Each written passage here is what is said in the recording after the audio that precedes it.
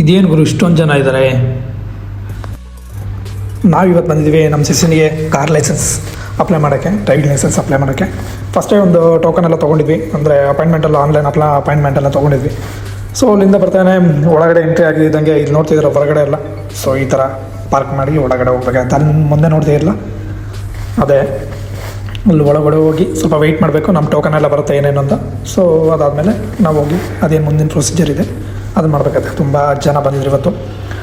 So ಹಾಗೆ ನಾನು ಹೊರಗಡೆ ಬಂದು ಸ್ವಲ್ಪ ನಿಮಗೆ ತೋರ್ಸೋಣ ಅಂದ್ಬಿಟ್ಟು ಹೊರಗಡೆ ಬಂದಾಗ ಇಲ್ಲಿ ಇದೇನು ಟ್ರ್ಯಾಕಲ್ಲಿ ಹೋಗ್ತಿದ್ದ ಕಾರ್ಗಳು ಅದೆಲ್ಲ ಟ್ರೈನಿಂಗ್ ಕಾರ್ಗಳು.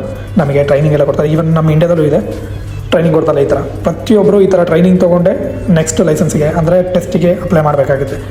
ನಾವು ನಮ್ಮ ಇಂಡಿಯಾದಲ್ಲೆಲ್ಲ ಕೊಡ್ತಾರೆ, ಆ ಥರ ಇಲ್ಲ.